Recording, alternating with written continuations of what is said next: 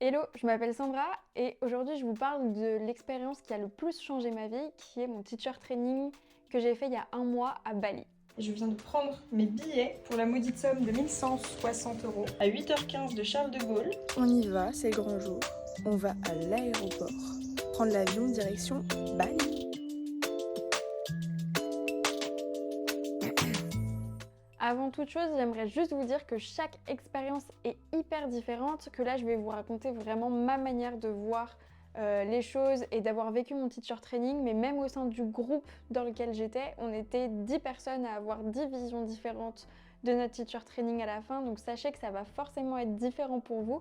C'est juste pour vous donner des petits éléments et des petites informations et des petites indications sur la manière dont vous pouvez préparer et appréhender votre teacher training si vous voulez en faire un, ou juste par curiosité si vous regardez la vidéo, savoir comment ça se passe. Ça fait déjà 6 ou 7 ans que je pratique le yoga de manière plus ou moins régulière, on va dire, et la première fois que j'ai pratiqué, c'était avec ma prof de sport à l'époque qui n'était absolument pas prof de yoga pour le coup, et c'est la première fois que j'ai vraiment compris la connexion entre le physique, le mental, la respiration, et c'est ce qui m'a fait directement aimer le yoga. Et par la suite, j'ai un petit peu travaillé dans le yoga aussi, un petit peu beaucoup pendant les 2-3 dernières années. C'est vraiment quelque chose qui m'a suivi toute ma vie, et donc du coup je trouvais que ça faisait carrément sens de faire un teacher training, et c'est quelque chose que je voulais faire déjà depuis quelques temps. Je suis partie avec l'organisme de formation Yogako et j'ai aucun regret d'être partie avec cet organisme-là parce que c'était vraiment très bien organisé, c'était super de A à Z tout simplement. Je suis partie pour un 200 heures de Vinyasa. 200 heures, c'est vraiment le minimum que vous pouvez faire pour avoir la certification de prof de yoga. Je suis partie en novembre dernier, donc du 17 novembre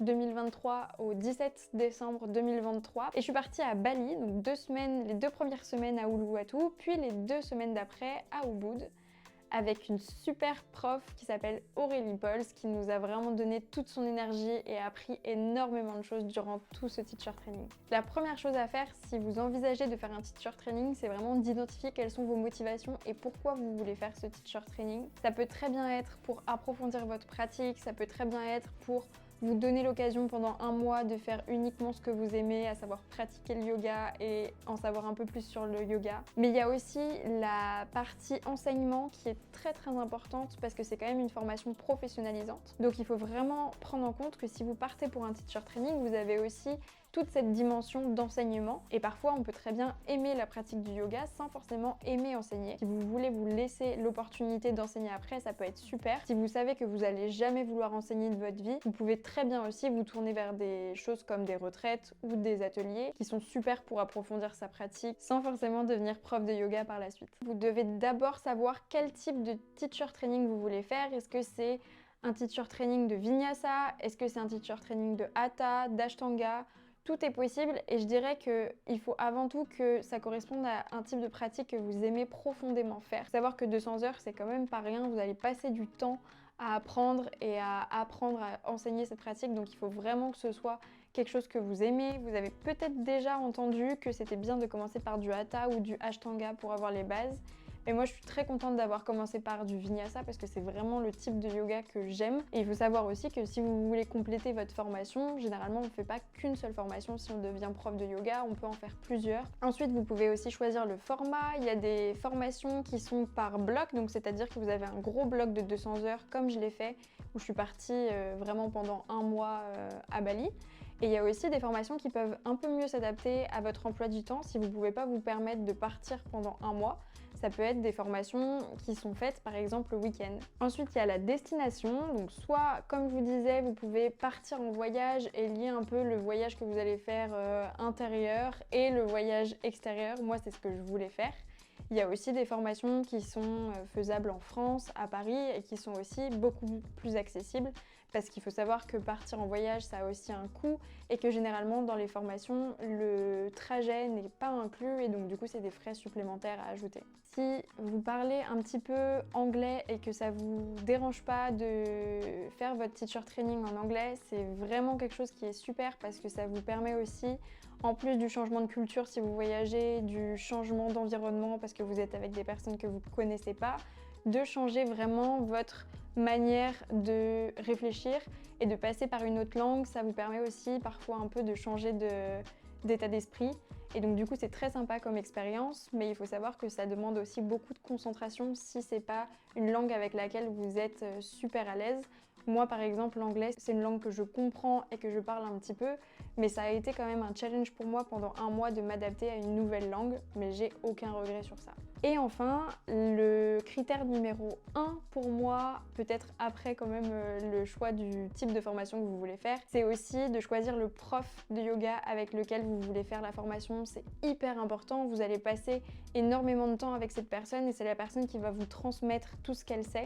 Faire au moins quelques cours de yoga avec la personne pour voir si vos énergies matchent et si vous aimez sa pratique et son enseignement tout simplement, c'est hyper important avant de vous lancer. Pour se préparer avant de partir à votre teacher training, généralement déjà vous allez recevoir une documentation de la part de l'organisme avec lequel vous partez. Donc ça c'est hyper important de le lire bien en amont pour voir toutes les démarches nécessaires à faire, si vous avez des formulaires à remplir, si vous devez acheter des choses comme des livres. Et ça pour le coup c'est quelque chose que j'ai vraiment pas bien fait avant de partir et qui m'a causé une petite dose de stress. Si je peux vous donner un conseil, c'est de vous y prendre un peu plus à l'avance que moi. Il faut aussi bien prendre en compte que si vous partez dans un pays différent pour faire votre formation, ça se prépare vraiment comme un voyage en fait, donc ça c'est hyper important de le prendre en compte aussi. Moi je suis partie à Bali, donc il a fallu regarder pour les visas. Donc j'ai pris un visa 30 jours qui m'a coûté je crois 35 €. C'est quelque chose que vous pouvez prendre une fois arrivé à l'aéroport. Ça j'ai pas eu trop à m'en soucier en avance. Il vous faut aussi une carte SIM qui soit valide dans le pays dans lequel vous allez. Moi je suis passée par le site Olafly qui est un super site pour avoir une eSIM qui s'active directement dans le pays dans lequel vous arrivez, donc ça évite le stress de savoir si vous allez avoir du réseau ou pas. Et enfin, le changement de monnaie, donc il faut soit que vous retiriez une somme d'argent pour le convertir, évitez de le faire à l'aéroport, chose que j'ai faite parce que les taux de conversion sont très élevés. Moi, à refaire, je partirai juste avec ma carte bancaire en étant sûre que je puisse retirer de l'argent à l'étranger et que les taux de conversion ne sont pas trop élevés, et je retirerai tout simplement une somme d'argent dans la monnaie locale. Le niveau que vous devez avoir avant de partir, il faut que vous ayez quand même déjà une bonne connaissance de ce qui est le yoga, des différents types de yoga qui existent, mais vous n'avez pas besoin d'avoir un super niveau ou de pratiquer 2 à 3 fois par semaine sur les 3 dernières années. On avait des personnes qui pratiquaient depuis 1 an comme des personnes qui pratiquaient depuis plus de 20 ans. Donc ça c'est vraiment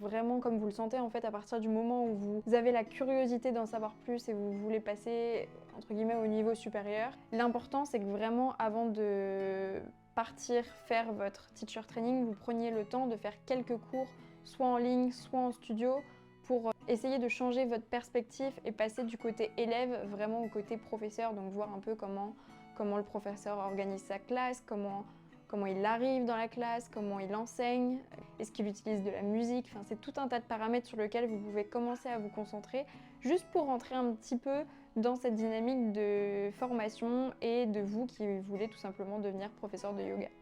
Et le conseil numéro 1 que je vous donnerais, c'est vraiment de ne pas se mettre la pression parce que vous allez, comme moi, être super bien accompagné pendant 1 mois. Même pour l'examen final, il n'y a vraiment pas de pression à avoir parce que c'est beaucoup et c'est très intense sur le mois. Mais en fait, on revoit tellement tous les jours et le groupe est là aussi pour s'entraider. Quand vous allez arriver sur place, vous allez rejoindre le groupe avec lequel vous allez passer le reste de votre formation. Donc c'est un moment qui peut être un peu stressant.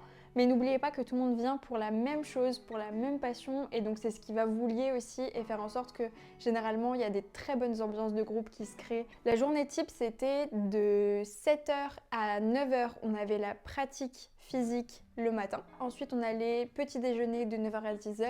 De 10h à 12h, il y avait soit un atelier de posture, soit un atelier de lecture, philosophie du yoga. L'après-midi, après le lunch, on prenait encore un temps pour soit un deuxième atelier de posture, soit un autre atelier sur le thème de la philosophie du yoga. Donc ça nous faisait quand même des assez grosses journées parce qu'on avait des devoirs aussi le soir, donc on devait réviser ce qu'on avait vu la journée, préparer des choses pour le lendemain, comme par exemple un enchaînement qu'on devait enseigner le lendemain. Donc c'est quand même assez intense comme moi, mais c'est super parce qu'en fait ça vous permet de vous concentrer vraiment sur ce que vous êtes venu faire et pas de vous éparpiller. Moi ça m'a permis aussi de me déconnecter un peu de mon téléphone, de mon ordinateur sur lequel je suis hyper souvent sinon. Donc c'est vraiment chouette comme rythme de vie. La vie en communauté, ça peut être aussi un peu challengeant pour certaines personnes parce qu'on se retrouve à 10 voire plus à vivre tous les jours ensemble. Il y a certaines personnes que ça nourrit et il y a d'autres personnes qui ont vraiment besoin de prendre du temps pour elles. Moi, je sais que ça a été des moments qui étaient vraiment importants pour moi, juste de prendre le temps de me retirer du groupe, parce qu'en plus de ça, j'étais en chambre avec une colocataire, donc j'étais toujours vraiment en interaction avec d'autres personnes. Donc juste le fait de prendre un peu de temps pour soi parfois, pour soit faire ses devoirs du soir ou juste prendre un bouquin et lire un peu, je trouve que c'est vraiment important pour revenir dans le groupe après avec une bonne énergie et en étant un petit peu ressourcé, mais ça c'est en fonction de la manière dont vous fonctionnez au quotidien. La pratique physique est aussi assez intense. J'ai pas remarqué que j'avais spécialement de courbatures parce qu'en fait, vu qu'on pratique tous les jours les courbatures, on les ressent pas vraiment comme des courbatures quand on a pratiqué et qu'on n'a rien fait pendant 2 jours après. Mais le corps s'adapte très vite et on voit pas spécialement l'évolution de son corps quand on est dans le teacher training, mais je dirais que c'est plus après, une fois qu'on revient, qu'on se rend compte en fait de la manière dont on a évolué dans sa pratique. Et c'est assez fou en fait tous les déclics qui vont se créer une fois que vous aurez accumulé toute cette connaissance et toute cette proprioception dans votre pratique durant la formation. Pendant ce mois, la philosophie du yoga est aussi très importante parce que c'est quelque chose que vous allez étudier vraiment en profondeur, ce que vous ne faites pas d'habitude si vous allez en cours de yoga en studio ou si même vous pratiquez des asanas de chez vous. C'est quelque chose qui peut vous apporter énormément et c'est aussi plein d'échanges sur la vie, sur des valeurs qu'on peut avoir dans la vie avec le groupe de personnes avec lequel on est. Ça peut être un petit peu chamboulant par moment, mais ça va vraiment vous faire grandir et vous apporter ce petit plus supplémentaire qu'on n'a pas dans sa pratique quotidienne et ce au final qu'on est venu chercher dans ce type de formation. Ça va être un mois qui va être très intense, mais c'est aussi un mois qui passe très vite, donc surtout profitez de chaque instant. C'est normal si vous avez des hauts ou des bas. Il y a des jours où je me disais mais c'est génial, j'ai énormément de chance d'être là à Bali dans ce contexte, à prendre un mois pour moi à faire ce que j'aime. Et il y a des jours où je me disais mais en fait je suis peut-être pas faite pour ça, j'ai des difficultés en anglais, ce qui m'empêche d'apprendre. Et en fait il faut vraiment vous mettre en tête que de toute façon vous allez passer par des états émotionnels différents parce que ça dure quand même un mois. Et que l'expérience n'en sera que plus belle parce que moi je peux vous dire que si j'avais pas eu les up and down, et ben j'en garderais pas un si bon souvenir. Concernant le retour, parce que c'est vrai qu'on parle beaucoup de comment choisir sa formation de yoga, comment ça se passe dans le concret, mais ensuite quand on revient c'est un vrai sujet aussi parce que vous avez totalement déconnecté si vous avez eu l'opportunité de le faire pendant un mois entier. Vous avez totalement déconnecté de votre quotidien pendant un mois, vous avez pris de nouvelles habitudes, rencontré de nouvelles personnes, peut-être appris de nouvelles choses, changé un petit peu d'avis sur certains aspects de votre vie et vous voulez peut-être aussi faire perdurer ces changements dans le temps et intégrer ce que vous avez appris pendant ce mois-là à votre vie quotidienne. Donc c'est hyper important de se concentrer sur tout ce que vous avez emmagasiné, pas se mettre la pression à continuer à avoir un rythme de pratique aussi important que la formation, mais si vous voulez le garder dans votre vie et implémenter des choses, c'est vraiment au début qu'il faut le faire parce qu'en fait les petites habitudes reprennent très vite le dessus une fois que vous êtes rentré.